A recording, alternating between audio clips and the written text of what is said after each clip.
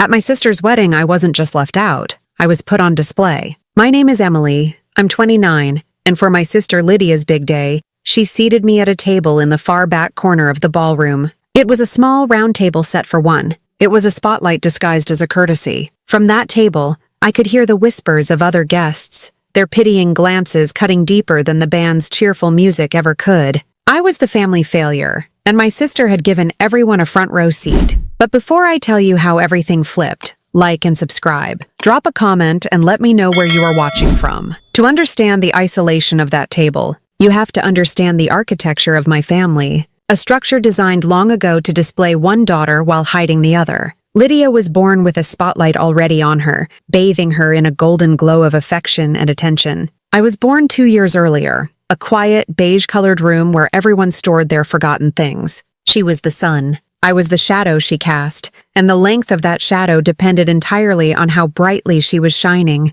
It wasn't a secret. It was a fact, as simple and unchangeable as the weather. My parents loved us both, I suppose, but they were in love with Lydia. She was a spectacle, a constant source of drama and delight. I was just dependable, and dependability, I learned early on, is a quiet virtue that earns you little more than the expectation of more dependability. I remember one specific Tuesday afternoon when I was 10. The air in our house was still and heavy with the smell of my mom's lemon cleaner. I came home from school clutching a small, heavy trophy, its gold-painted plastic cool against my sweaty palms. I had won the county-wide spelling bee. The final word was chrysanthemum. I can still feel the shape of the letters in my mind, the silent H, the tricky I. I had practiced for weeks. My bedroom floor littered with flashcards while Lydia was at ballet, her life a whirlwind of pink tulle and applause. I walked into the kitchen, my chest tight with a pride so fragile I was afraid to breathe.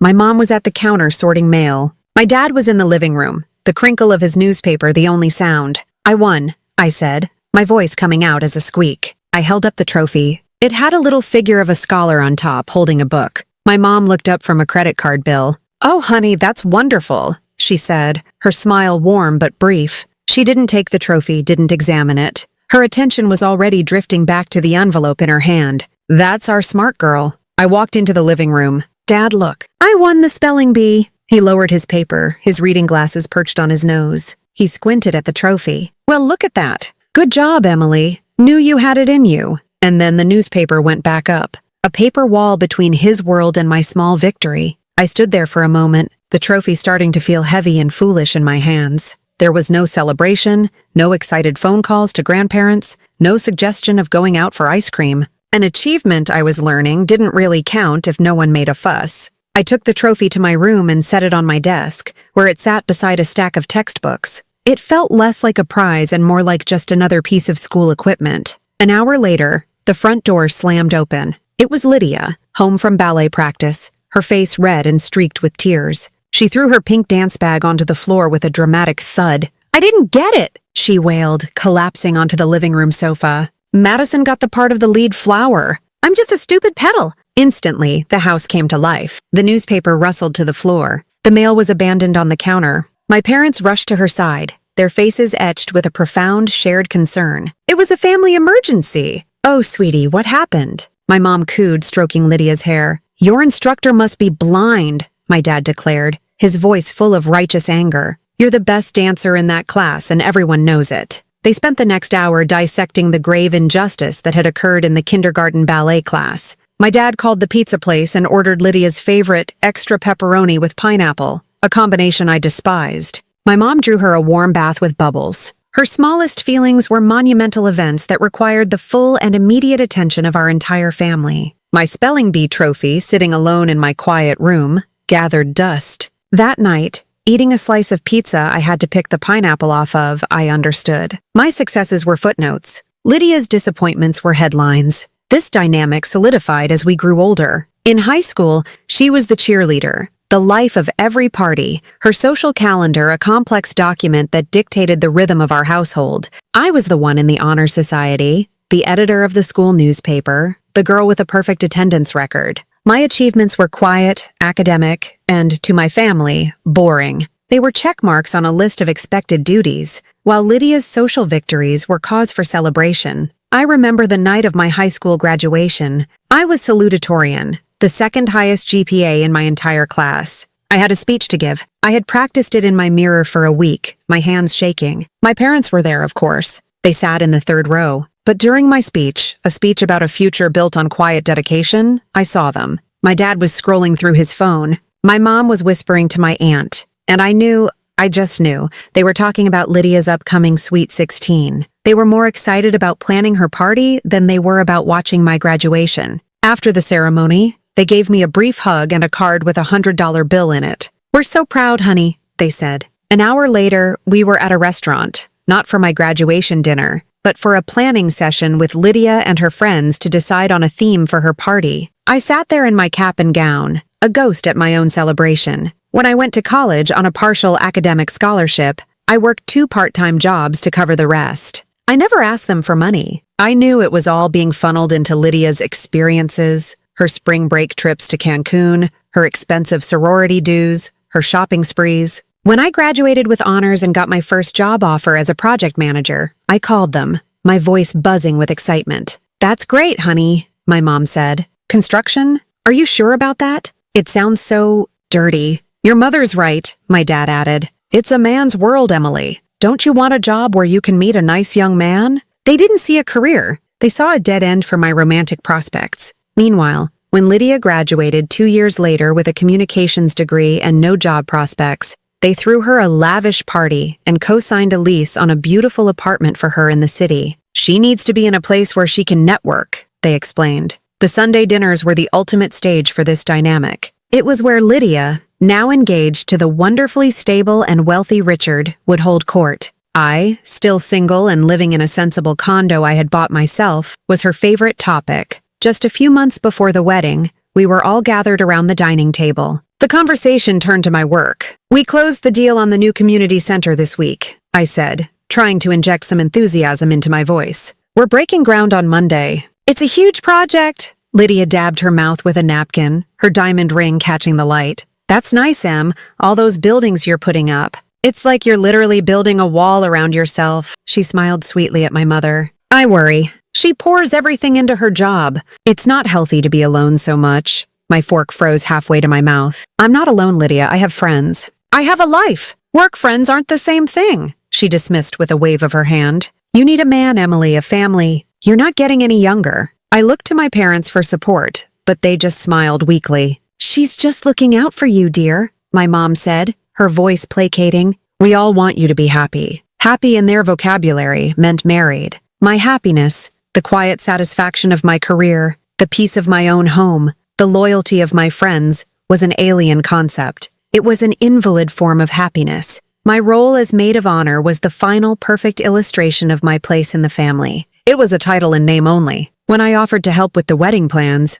Lydia would laugh. "Oh, Emily, this stuff would just bore you. It's all about flowers and feelings. You're more of a spreadsheets and concrete kind of girl." I was excluded from dress shopping, from the cake tasting, from the bachelorette party in Vegas. My only function was to be a silent, open checkbook. Every few weeks my mother would call. "Honey, the deposit for the venue is due and Lydia is just so stressed." I would transfer the money, $5,000 for the photographer, $2,000 for the flowers, another $1,000 for the custom monogram napkins. I was funding a party I wasn't truly invited to, a celebration of the life they valued over mine. I was the dependable foundation, hidden underground, upon which Lydia's beautiful, glittering life was being built. And on her wedding day, she was going to make sure everyone saw the beautiful building, while I was relegated to the basement.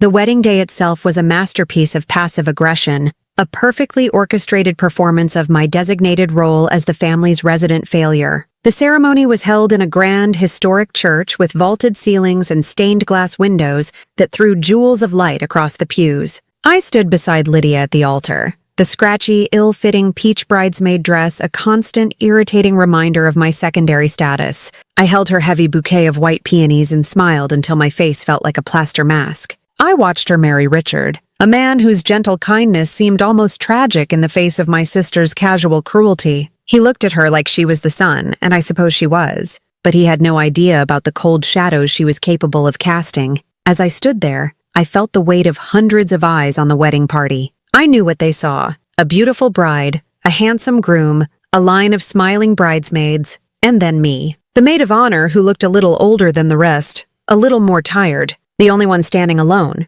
Even the groomsmen had partners in the audience. I was an island. The reception was where Lydia's artistry truly shone. We moved to a lavish ballroom at a downtown hotel, a cavernous space dripping with crystal chandeliers and overflowing with opulent floral arrangements. A live band played smooth jazz as guests in tuxedos and gowns drifted through the room, their laughter echoing off the high ceilings. For a fleeting, foolish moment, I allowed myself to hope. Perhaps the public part of my duties was over. Perhaps now I could just fade into the background, have a glass of champagne, and survive the next few hours. That hope evaporated the moment I saw the seating chart. It was a massive calligraphed board set on an ornate easel at the entrance. I scanned the list, my finger tracing the elegant script. The head table was a long raised dais for the bride, groom, and their parents. Tables 2 and 3, right at the foot of the dais, were for the rest of the wedding party. I saw Chloe's name, and Sarah's, and all of Lydia's other bridesmaids, paired with their respective groomsmen. I scanned the list again. My name wasn't there. My heart began to beat a little faster. I scanned the entire list of 20 tables, my eyes jumping from name to name. A knot of ice formed in my stomach. Finally, at the very bottom of the board, tucked under the list for table 22, was a small, almost apologetic line of script. Emily Carter, table 23. I had to find it on the little floor plan diagram next to the chart. Table 23. It was a tiny circle drawn in the far, forgotten corner of the room, a lonely dot separated from the constellation of other tables. It was right next to a small square labeled kitchen. The humiliation was so breathtaking in its precision, so meticulously planned, that I felt a strange, cold clarity. This was not an accident. This was not an oversight by a busy wedding planner. This was a message personally delivered by my sister. You are not one of us. You are alone. Taking a deep breath, I began the long walk. It felt like walking a gangplank. The ballroom was vast, and my table was at the opposite end. I had to navigate a maze of round tables filled with laughing, chattering people. I passed my aunts and uncles at table 5. My Uncle Robert gave me a quizzical look as if to say, "Where are you going?" I just smiled weakly and kept walking. I passed my parents' friends from the country club at table 8. They waved, their faces a mixture of confusion and pity. Each step was an agony. My heels clicked on the polished dance floor, a sound that seemed to echo in the suddenly quiet room. I could feel the trajectory of my journey being tracked by 100 pairs of eyes. They were all watching the maid of honor perform this bizarre, solitary pilgrimage to the back of the room, and then I saw it. Tucked away behind a large potted fern, so close to the swinging double doors of the kitchen that I could feel the draft, was table 23. It was a small cocktail table, barely large enough for 2, but it was set for only one. One single white plate, one set of silverware, one water goblet and one wine glass, one chair. I sank into the chair, my back ramrod straight, and placed my small purse on the empty space beside my plate. The kitchen doors swung open with a loud whoosh, and a busboy bustled out, carrying a large tray of dirty dishes. He gave me a startled look and mumbled an apology, as if he hadn't expected anyone to be sitting there. The doors swung shut again, but not before a wave of noise, clattering plates, shouting chefs, the roar of a dishwasher, washed over me. This was my view. This was my soundtrack for the evening. I sat there through the first course, a sad little salad that I pushed around my plate. The waiter, a kind-faced man in his 50s with gentle eyes, was the only person who spoke to me with any real warmth. "Can I get you some more bread, miss?" he'd ask, his voice soft with a sympathy that was almost harder to bear than the open scorn. About an hour into this quiet torture, Lydia made her grand appearance. She was making the rounds with Richard and his parents, a beaming, benevolent queen greeting her subjects. I saw them approaching from across the room and I braced myself. "There she is," Lydia announced, her voice artificially bright and loud. She stopped before my table, the magnificent train of her dress pooling around her feet.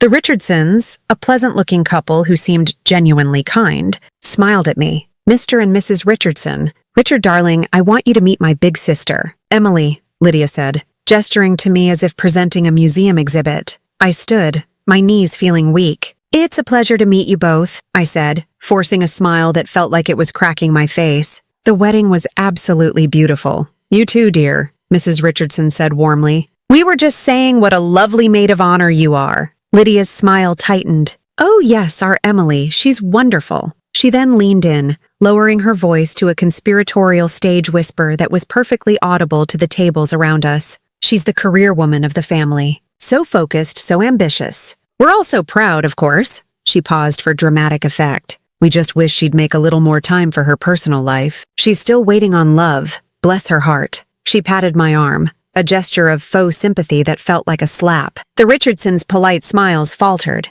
They didn't know what to say. Their eyes flickered from my face to the single place setting, to the lonely chair, and I saw the moment of dawning comprehension. They understood the role I had been assigned. The poor, tragic sister. The spinster. The story Lydia was telling them was made complete by the stage she had set for me. I have a very fulfilling life, I said, my voice barely a whisper. Of course. You do, sweetie, Lydia cooed, already turning to leave. It was so important to me that you meet Emily, she said to the Richardsons, and then she swept away, leaving me standing in the cold wake of her perfectly executed character assassination. I slowly sat back down, the gazes of the nearby guests feeling like physical blows. The setup was complete. I was officially the evening's main attraction of pity. The evening wore on, a slow-motion parade of my own isolation. I sat through the toasts, a solitary figure in a sea of celebration. My father delivered a rambling, tearful speech about Lydia, his shining star. He recounted anecdotes from her childhood, the time she scored the winning goal in her soccer game, her first lead role in a school play. He spoke of her beauty, her charm, her boundless spirit.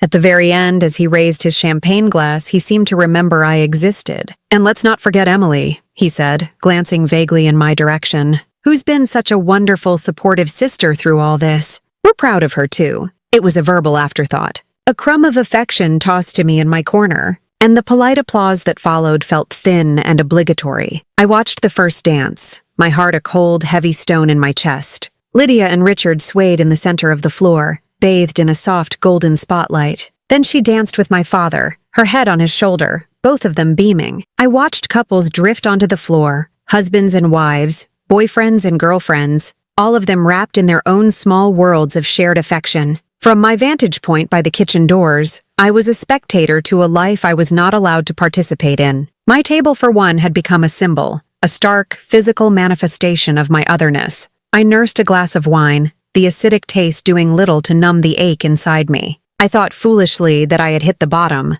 I believed the worst of the humiliation was over. But Lydia, I should have known, always saved her grand finale. The band took a break, and a slick, high-energy DJ took the stage. "All right, party people," he shouted into the microphone. "Are you ready to have some fun?" A cheer went through the crowd. "Okay, ladies, listen up. It's the moment you've all been waiting for. All my single ladies, I need you on the dance floor right now. It's time for the bouquet toss." A jolt of pure dread shot through me. A group of young women, mostly my cousins and Lydia's sorority sisters, shrieked with excitement and rushed to the center of the room. My immediate instinct was to make myself as small as possible. I hunched over in my chair, picked up my phone, and pretended to be engrossed in a fascinating text message, hoping to become invisible.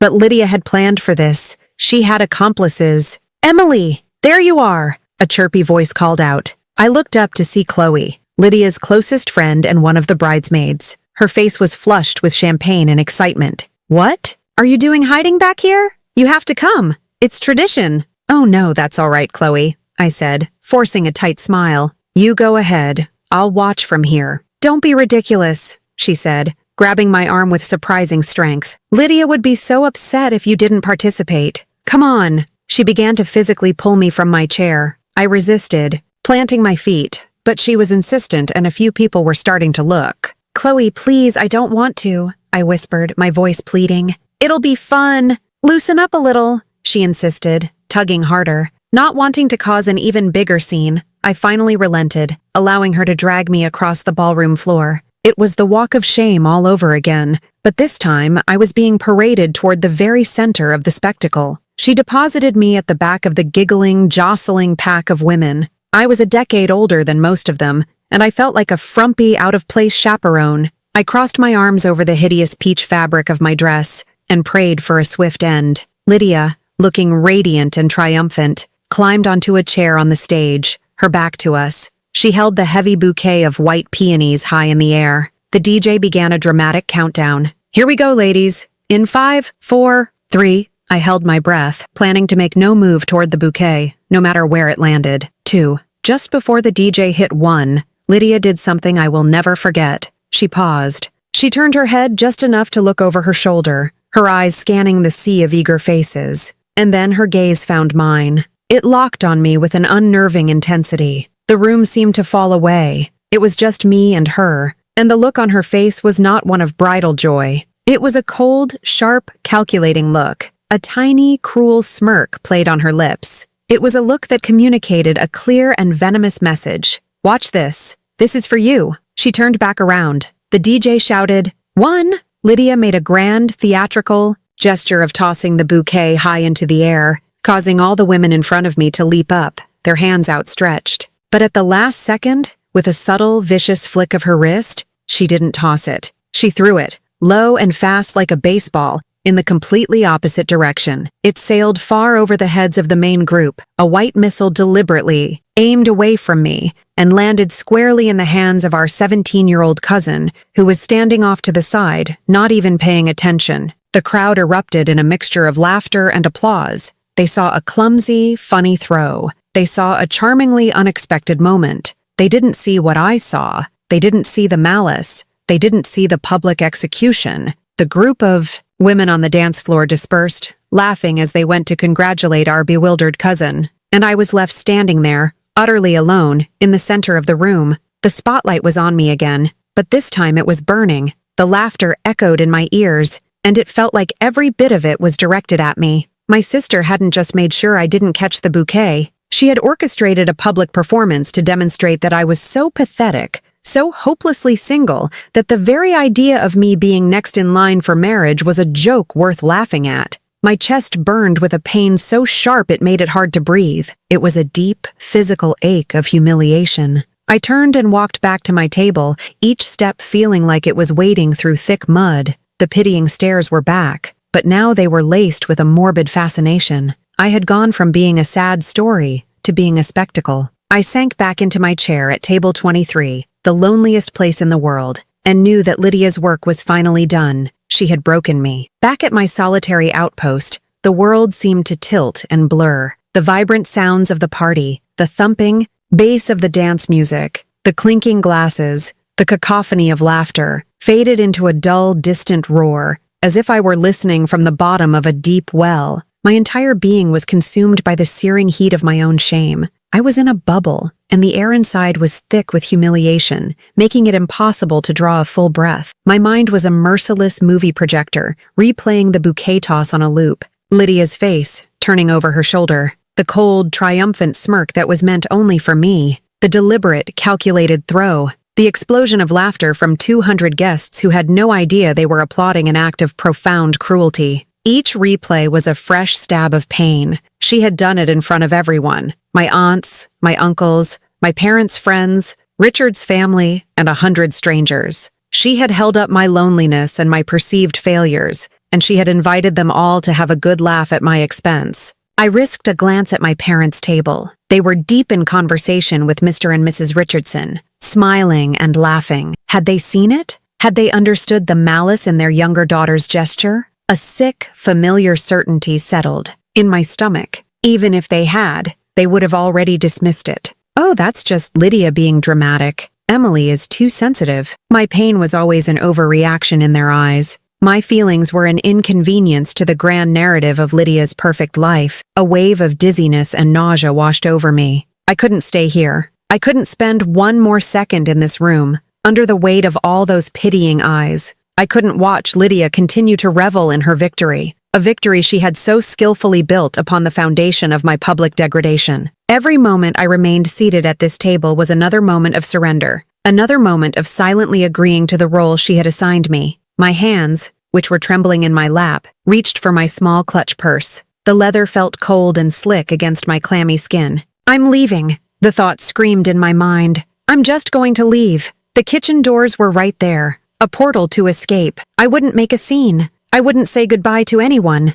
I would just slip out, a ghost leaving the feast. It would be the ultimate act of my lifelong invisibility. But for the first time, it would be a choice. My choice. I pushed my chair back, the soft scrape against the floor sounding like a gunshot in my own ears. I stood up, my legs feeling unsteady, like they might buckle beneath me. I took one last, sweeping look at the ballroom. It was a beautiful party. A glittering fantasy of love and happiness. But for me, It was a beautifully decorated torture chamber. I saw Lydia on the dance floor, laughing as Richard spun her around. As she turned, her eyes met mine across the room. I saw a flicker of something in her expression, a flash of pure, unadulterated triumph. She saw me standing. She knew she had won. She had finally and completely broken me. And that's when the terrible, paralyzing thought struck me. It was a cold, logical trap that snapped shut in my mind. If I stay, she wins. If I leave, she still wins.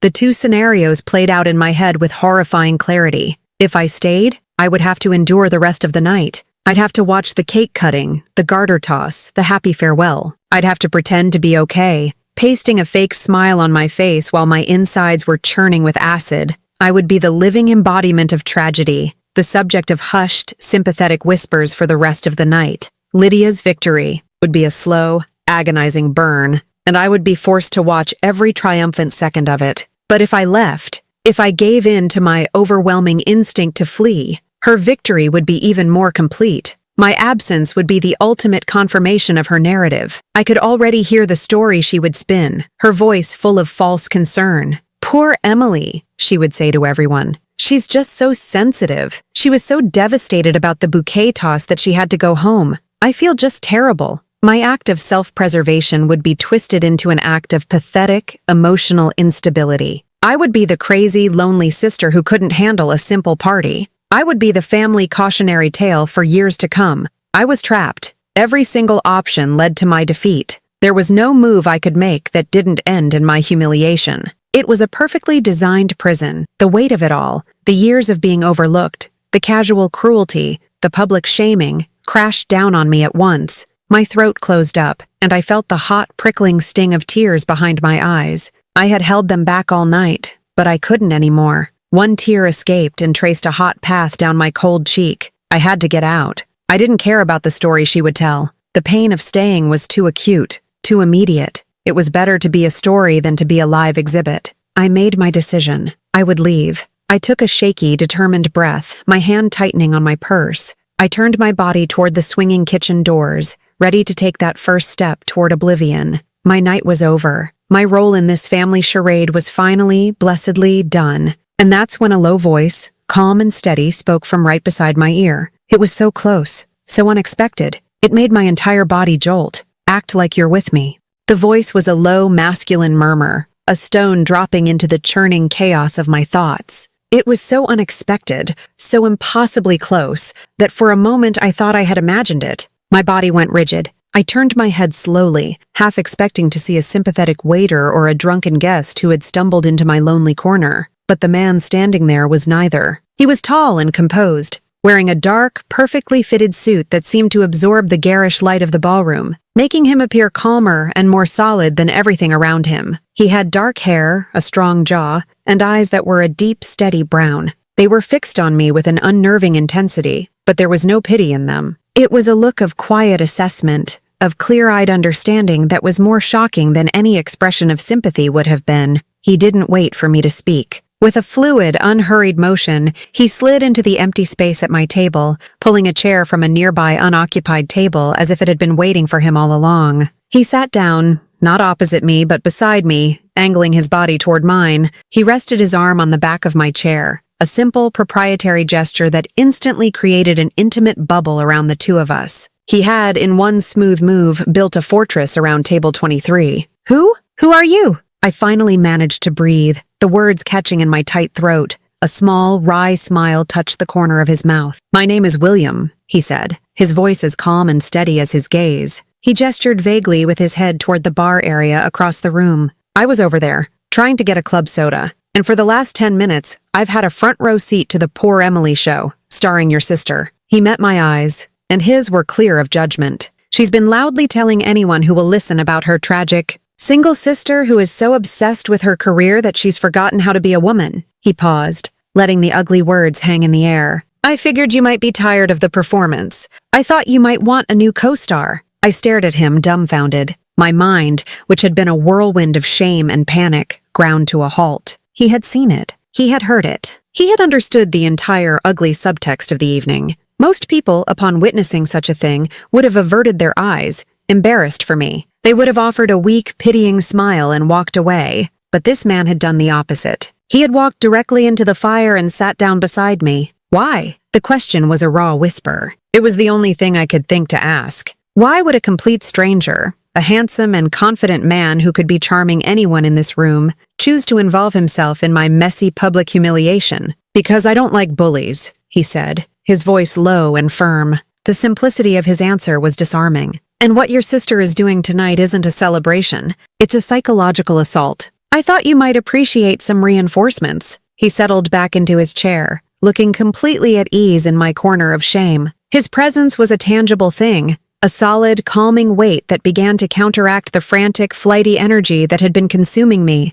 The roaring in my ears subsided. The trembling in my hands lessened. For the first time all night, I didn't feel like I was completely alone in enemy territory. We sat in a strange, charged silence for a minute. The band launched into a loud, fast-paced dance number, but the sound seemed to wrap around our little bubble without penetrating it. William didn't push me to talk or explain. He just sat, offering a quiet solidarity that was more comforting than any words of consolation could have been. Your name is Emily, right? He finally asked, his tone gentle and conversational, as if we were two people meeting at a coffee shop. I could only nod, still struggling to find my voice. Well, Emily, he said, turning to face me more fully. If we're going to make this look convincing, I should probably know more about you than the character your sister has written for you. A ghost of a smile played on his lips. She mentioned you have a career you're hiding behind. It sounds fascinating. Tell me about it. There it was again. A simple, direct question, delivered with genuine curiosity. No one had ever asked me about my work that way.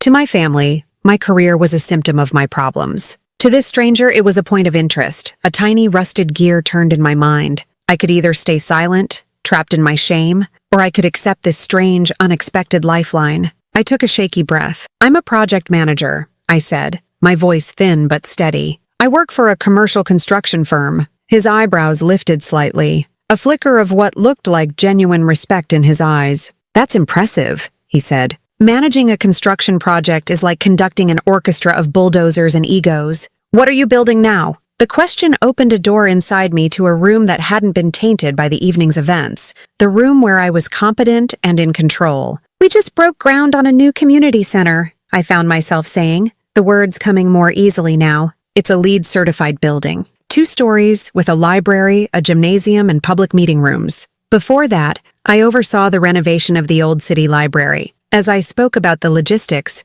the timelines, the challenge of coordinating dozens of subcontractors, I felt a piece of my real self begin to return. I was not just Lydia's sad sister. I was a person who built things, a person who took chaos and gave it structure. William listened intently, asking smart, specific questions. He didn't just nod along, he engaged. What's the biggest challenge with a project like that? Is it the budget? The timeline? The permits? For the next 20 minutes, we talked. I told him about the satisfaction of seeing a building rise from an empty plot of land, of walking through a finished space that had only existed on a blueprint a year before. He told me he was a lawyer, an old friend of Richard's from law school, which explained his presence at the wedding. He specialized in contract law, and he made a few jokes about the convoluted language he had to decipher every day. The conversation was an oasis. It was normal and interesting and completely removed from the toxic drama of the wedding. With every passing minute, I felt the tight knot of shame in my chest loosen its grip.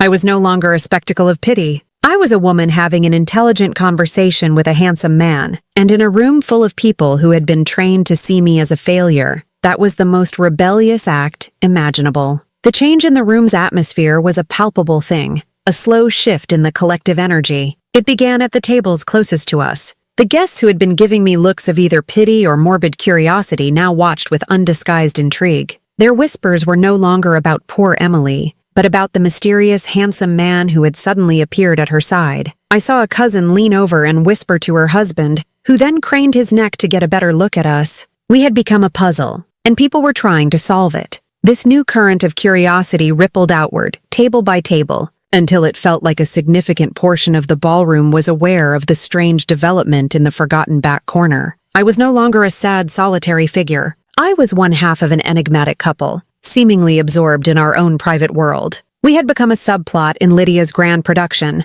and it was clear she hadn't written the script for it. And then, inevitably, the queen of the evening noticed. Lydia was holding court near the dance floor, basking in the glow of her adoring friends. I saw her laugh, throwing her head back, a picture of bridal perfection. Then, her eyes began a slow, deliberate sweep of her domain, likely a self-satisfied survey of the perfect party she had orchestrated. Her gaze traveled past the dance floor, over the heads of her guests, and finally landed on the back corner, on table 23, on me, and on William. The radiant smile on her face didn't just fade. It shattered. Her body went rigid. Her laughter died in her throat. For a full 5 seconds, she was frozen, her champagne flute held halfway to her lips. I saw the sequence of emotions play out on her face as if in slow motion. First, stunned disbelief, then confusion. Then, a dark gathering storm of pure, unadulterated fury. This was an anomaly, a glitch in her perfectly programmed reality. I was supposed to be wilting in my corner, a testament to her superiority. I was not supposed to be smiling. I was certainly not supposed to be engaged in an animated conversation with a man like William, a man from her world, Richard's successful, handsome friend. She excused herself from her friends with a tight, brittle smile and began to move toward us. It was not a walk. It was a march. She navigated the tables with a predatory grace, her white dress a shimmering beacon of her impending wrath. The air around us seemed to crackle with tension. William saw her coming, of course. He paused in the middle of a sentence, took a slow, deliberate sip of his water, and then turned his calm, unreadable gaze upon my approaching sister. He was utterly unfazed. She arrived at our table, a vision of silk and rage. She placed her hands on her hips, a posture that, since we were children, had always signaled an imminent explosion. "Emily," she said, her voice a high, tight wire of controlled anger. She completely ignored William. "What is going on here?" "Lydia," I said, my own voice surprisingly steady. William's calm was infectious. "You remember Richard's friend William?" Only then did she deign to look at him. "William, I didn't realize you and my sister knew each other." Her words were laced with accusation and suspicion. "How dare you have a connection I don't control?" Before I could invent a plausible lie, William leaned back in his chair, the picture of relaxed confidence. He gave Lydia a smile that was devastatingly charming and utterly devoid of warmth. "We go way back," he said, his voice a smooth, easy baritone. "It's been years. We were just catching up." The lie was so simple, so bold, it left her sputtering. "Way back? From where?" "Emily never mentioned you." "A lifetime ago," William said vaguely, waving a dismissive hand. He then turned his full attention back to me. "Now, Emily, you were saying something about a zoning issue?" The dismissal was so complete, so masterful it was like he had made her invisible. He had rendered the bride the center of the universe, utterly irrelevant. Lydia's face flushed a deep, blotchy red.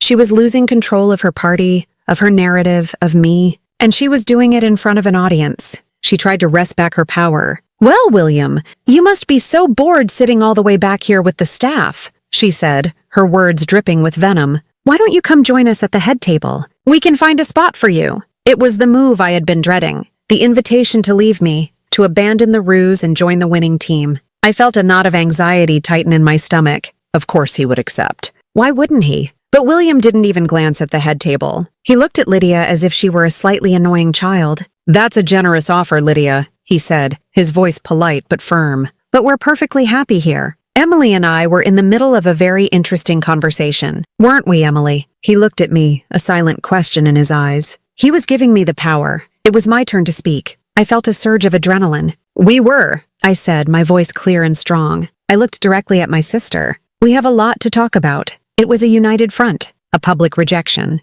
Lydia was left standing there, her authority completely undermined. She had come over to reassert her dominance and had been gently but firmly put back in her place. She shot me a look of pure, undiluted hatred, a look that promised consequences. Before spinning on her heel and stalking away, I watched her retreat, her back rigid with fury. The invincible queen had been checked. For the first time in my life, I wasn't the one left speechless and humiliated in her wake. The power dynamic had not just shifted, it had been completely inverted. I looked at William, the stranger who had become my unexpected ally, and a real, genuine smile spread across my face. The fortress around table 23 had held. The moment Lydia retreated, defeated, the tension that had gripped our corner of the room dissipated. It was replaced by a strange, exhilarating sense of victory. I felt light, almost giddy. The rest of the ballroom seemed to notice too. The whispers that followed Lydia's stiff-backed departure were not sympathetic to her. They were speculative, intrigued.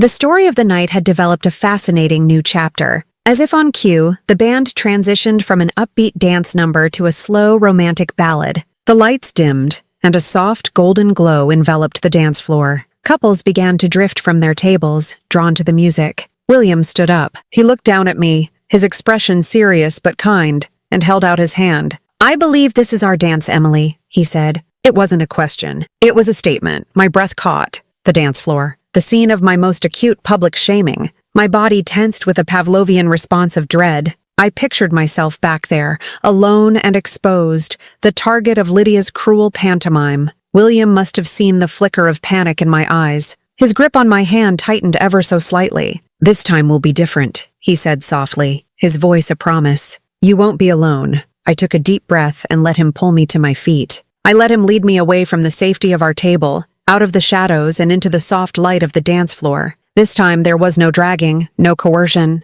I was walking willingly, with my head held high. I was not a victim being paraded for show. I was a woman being led to a dance by her partner. He drew me close, one hand resting firmly on the small of my back, the other enveloping mine. I was clumsy for the first few steps, my body still stiff with anxiety. But William moved with an easy, confident grace, guiding me effortlessly until my feet remembered how to follow. I relaxed into his frame, allowing his strength to support me. I rested my head on his shoulder, the rough fabric of his suit jacket a comforting anchor. We swayed to the gentle rhythm of the music, moving as one. We didn't speak. The space between us was filled with a quiet understanding that felt more profound than words. Surrounded by other couples, I didn't feel the sting of otherness. I simply felt a part of things. The simple act of inclusion, of being held with gentle respect, was a powerful balm on the wounds of the evening. It was a quiet, profound act of healing. I closed my eyes, allowing the music and the moment to wash over me, feeling the last of the icy tension in my body finally melt away. But Lydia's rage was a relentless thing. She could not stand to see me happy, not even for the length of a single song. Her jealousy was a homing missile, and it was locked on us. I saw her coming first, a flash of white moving with angry purpose through the swaying couples. Richard trailed in her wake, his face a mask of helpless anxiety. She was a shark cutting through water, and we were her target. She stopped directly in front of us, her presence a jarring intrusion into our peaceful bubble. She didn't bother with pleasantries. She tapped William hard on the shoulder, her knuckles sharp. "I'm cutting in," she snapped, her voice loud enough to turn the heads of the couples dancing nearby. It was a blatant, aggressive assertion of her perceived right to control every aspect of her wedding, including who was allowed to dance with whom. William didn't release me. He didn't even look at her at first. He held my gaze for a second longer, a silent reassurance passing between us. Then he slowly turned his head, his body still shielding mine. His expression had gone from gentle to glacial. "No," he said. The word was a quiet, solid wall.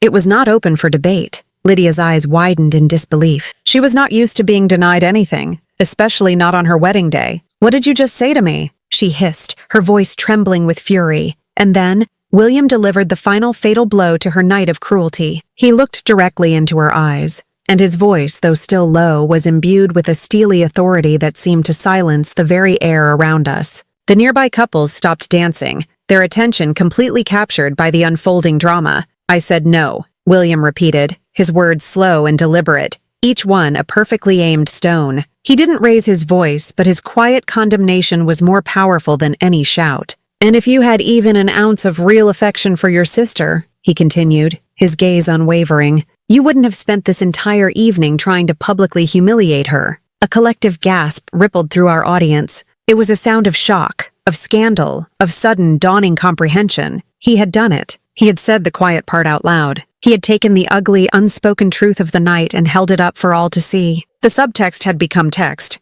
The humiliation, which I had carried like a physical cloak all evening, was gone. I felt it lift from me, light as air, and settle onto my sister's shoulders. She stood there, exposed and condemned by a stranger's words, her own malice reflected back at her in the shocked faces of her guests. The bully had been named. Lydia's face crumpled. The anger was replaced by a flush of red, blotchy shame. She looked around wildly, but there was no support in the eyes of her audience, only judgment. She was no longer the radiant bride. She was the cruel sister caught in the act. Without another word, she grabbed a bewildered Richard by the arm, turned, and fled the dance floor, her magnificent white dress trailing behind her like a flag of surrender. William turned back to me as the music swelled. He gently pulled me closer, and we resumed our dance as if nothing had happened. A single tear, hot and cleansing, escaped from my eye and traced a path down my cheek. It wasn't a tear of sadness. It was a tear of release, of vindication, of a justice I had never believed I would see. The queen was toppled. Her cruelty had backfired, and I was finally, miraculously, free. In the aftermath of the dance floor confrontation, a permanent change settled over the reception. The power had not just shifted, it had been fundamentally redistributed. Lydia did not return to the dance floor. She remained at the head table for the rest of an evening, a sullen, silent queen in a court that was no longer paying her much attention. The story of the night was no longer hers, it was ours.